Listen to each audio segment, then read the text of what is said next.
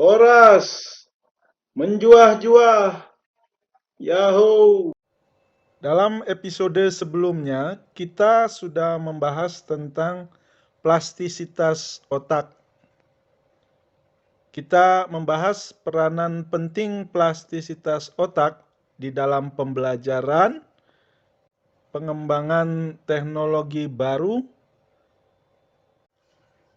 terapi pasien stroke, para penderita cacat yang menerima anggota tubuh buatan, bahkan mungkin di dalam terapi akupunktur, akupressure, pijat refleksi, dan terapi alternatif lainnya. Dalam episode ini, kita akan melanjutkan pembahasan tentang plastisitas otak, secara khusus peranan penting plastisitas otak di dalam mengatasi autisme, kecanduan, dan kriminal kambuhan. Di dalam setiap kondisi atau masalah tersebut di atas, peranan otak sangat menentukan. Walaupun hal itu mungkin tidak terlalu disadari oleh masyarakat. Pada kasus autisme, beberapa bagian otak yang mengendalikan kemampuan sosial anak mengalami gangguan, sehingga anak mengalami kesulitan untuk melakukan interaksi dengan orang lain. Anak yang mengalami autisme seolah-olah hidup di dalam dunianya sendiri. Hal ini tentu saja akan membuat anak kesulitan untuk menjalani kehidupan di dalam masyarakat, sehingga akan selalu tergantung pada orang tua atau pengasuhnya. Dalam kasus kecanduan, ada berbagai macam kecanduan, antara lain kecanduan terhadap alkohol, rokok, obat-obat terlarang, pornografi, kecanduan terhadap media sosial, kecanduan belanja, kecanduan terhadap pekerjaan, dan lain-lain. Di dalam semua kasus kecanduan tersebut, ada bagian-bagian otak yang mengalami gangguan, khususnya yang menyangkut pengendalian diri, emosi, motivasi, dan memori. Sedangkan pada kasus kriminal kambuhan, area otak yang mengalami gangguan antara lain adalah area yang mengatur pengendalian diri dan emosi. Orang-orang yang cenderung melakukan kejahatan biasanya memiliki kesulitan untuk mengendalikan diri dan mengatur emosinya.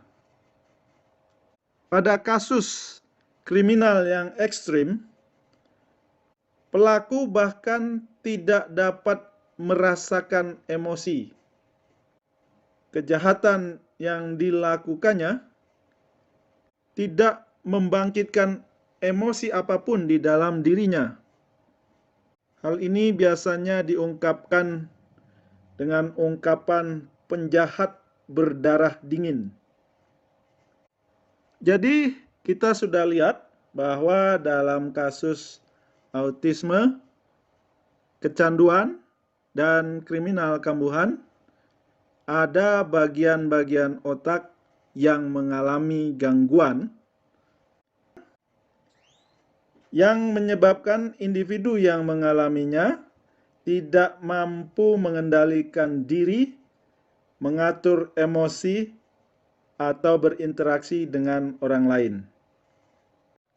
Dalam ketiga masalah yang disebutkan tadi, ada bagian otak yang berperan di dalam ketiganya, yaitu bagian otak yang disebut sebagai sistem limbik atau limbic system, khususnya amigdala. Amigdala berperan penting di dalam mengatur emosi dan pembelajaran. Kerusakan atau gangguan pada amigdala menimbulkan kesulitan individu untuk mempelajari hal-hal yang baru dan untuk mengatur atau mengendalikan emosinya. Karena itu penting sekali bagi kita untuk memahami apa yang bisa mengganggu atau menyebabkan kerusakan pada amigdala.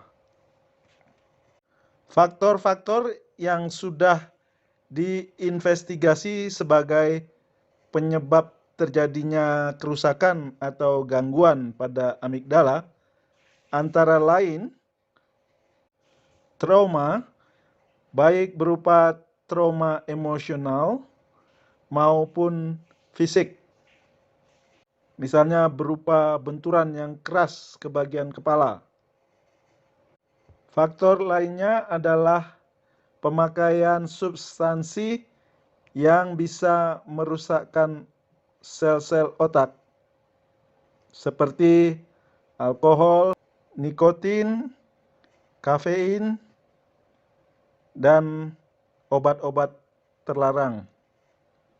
Kita juga harus mengetahui faktor-faktor apa yang bisa mengurangi kerusakan, bahkan memulihkan amigdala dan bagian-bagian otak lainnya. Berdasarkan penelitian literatur yang saya lakukan, faktor-faktor yang bisa membantu memulihkan sel-sel otak atau bagian-bagian otak yang mengalami gangguan atau kerusakan ternyata juga berperan dalam meningkatkan plastisitas otak, meningkatkan kemampuan otak, dan membantu mengatasi masalah-masalah yang terkait dengan fungsi-fungsi otak seperti autisme, kecanduan, kriminal kambuhan, dan pemulihan pasien stroke. Faktor-faktor tersebut adalah makanan yang sehat, istirahat yang cukup, sinar matahari dan udara segar, aktivitas fisik atau olahraga, suasana hati yang gembira atau rileks, hubungan yang hangat dan penuh kasih, serta menghindari stres. Makanan-makanan sehat yang baik untuk otak antara lain yang banyak mengandung asam lemak omega 3, senyawa-senyawa antioksidan, vitamin dan mineral, serta serat. Sedangkan makanan yang harus dihindari adalah makanan yang mengandung banyak lemak jenuh, karbohidrat, dan bahan-bahan stimulan. Untuk mendapatkan cahaya matahari, udara segar, dan aktivitas fisik dapat dilakukan dengan melakukan aktivitas atau olahraga di luar rumah, khususnya di tempat yang banyak sinar matahari dan pepohonan yang memberikan oksigen. Jenis olahraga yang cocok untuk meningkatkan plastisitas otak adalah olahraga aerobik non-kompetitif. Misalnya, jalan cepat, jogging, berenang, atau senam aerobik low impact. Ketiga faktor ini diduga dapat meningkatkan produksi endorfin yang berfungsi memberikan rasa nyaman dan membantu di dalam pemulihan dan memperbaiki fungsi organ-organ tubuh. Hal ini didukung pula oleh suasana hati yang gembira atau rileks, disertai hubungan yang hangat dan penuh kasih, khususnya di dalam keluarga inti maupun keluarga besar dan komunitas yang lebih luas. Sebagai tambahan, meditasi dan hipnoterapi juga dapat membantu meningkatkan plastisitas otak dan memulihkan bagian-bagian otak yang mengalami gangguan atau kerusakan. Meditasi dan hipnoterapi melalui mekanisme penurunan frekuensi otak ternyata dapat meningkatkan volume otak bagian depan yang disebut sebagai prefrontal lobe yang berfungsi mengendalikan pikiran dan perilaku. Dengan demikian, orang yang melakukan meditasi atau menjalani hipnoterapi akan meningkat kemampuannya untuk mengendalikan pikiran dan perilakunya. Juga bisa mengatur emosinya dengan baik. Sekian dulu pembahasan kita dalam episode ini.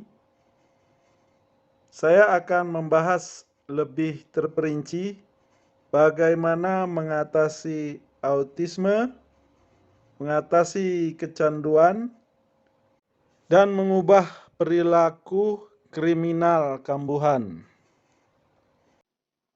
Horas, menjuah-juah, Yahoo!